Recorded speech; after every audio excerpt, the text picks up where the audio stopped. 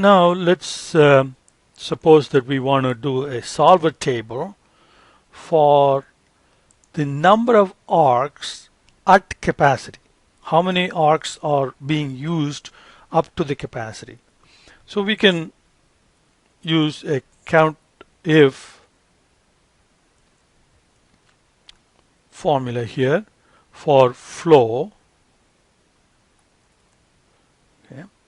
And we can just simply set it equal to the common arc capacity, and that will give us the number of arcs that are used to the capacity. Okay. But there is a small problem with this, and that is because of the, if you go to solver options, you see that the constraint precision is 0.00001. So when the number hits that precision level, sometimes it will stop. So you may have values in flow which are like 199.99999, which is actually 200, but this count if won't pick that up because it's looking for exactly 200. So that is what is described here, and we can, so what we need to do is to, instead of saying that flow is exactly equal to 200, we need to say it is greater than a number that is slightly smaller than 200. So since we are putting that in quotation mark, we have to use an ampersand sign and then say B4 minus a small number 00001. Okay.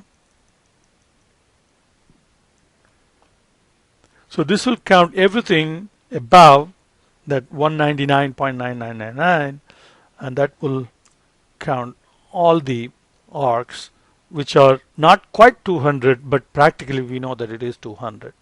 So now we can run solver table.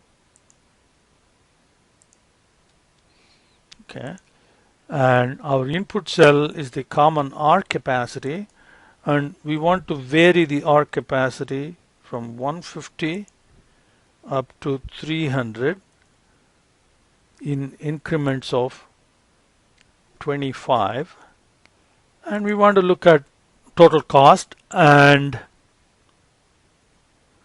the number of arcs.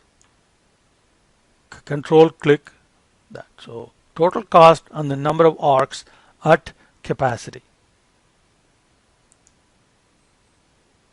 So there you go.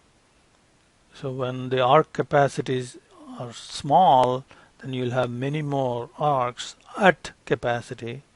And so you can change this to P39, and you see how many arcs are used at capacity.